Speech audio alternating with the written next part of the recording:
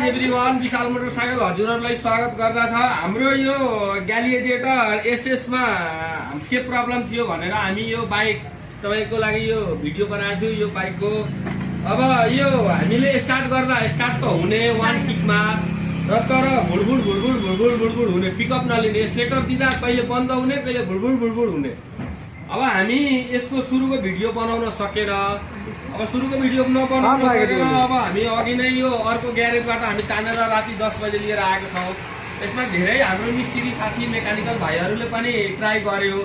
अनि ट्राई गरेपछि कम्तीमा 10 वटा जतिले ट्राई गर्यो, नगरेको होइन। फेरि राम्रो राम्रो मिस्त्रीले फेरि यो झारपातेलाई म भनेको छैन, राम्रै ट्राई गरेको छ।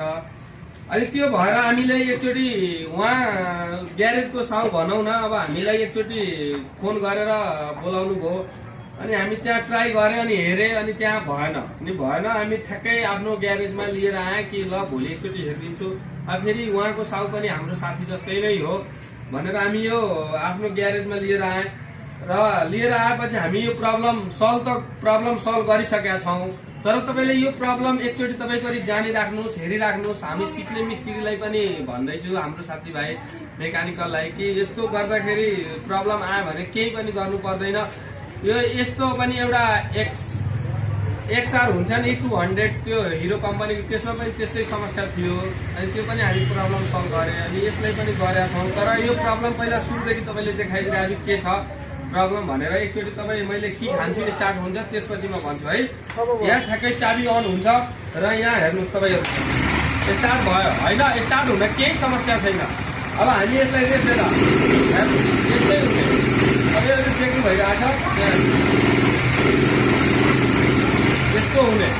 हामीले यो अब यो धेरै हामीले चेक गरे, यताउति हेरे, टाइमिङहरू हेरे, कार्बोरेटर पनि सबै कुरा हेरे। सबै हेर्न ठिकै रहेछ। अब करेन्सन दिइरहेछ। यो एसी कल पनि चेन्ज गऱ्यो। अनि हेर्दा हेर्दै लास्टमा हामी के गर्यौँ भनेर एक त यसको सिडिआई हामी निकालेर अर्को ठ्याक्कै सिडिआई हाल्यो। हेर्नुहोस् यो हामी अर्को सिडिआई हालिरहेको छौँ।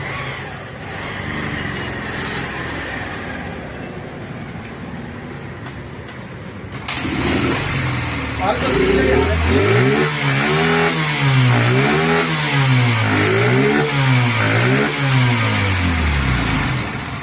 तपाईँलाई किन यस्तो प्रब्लम देखाएको कि तपाईँहरूको पनि यस्तो अवस्थामा मेकानिक भाइहरूले कतिले झुकेर के फेरिदिन्छ। यो बाइकमा त भन्दाखेरि धेरै कुरा फेरिएको छ। पाल पनि फेर्यो, एसी पाल पनि फेर्यो, कार्बोरेटर पनि फेर्यो, धेरै कुरा, टाइमिङ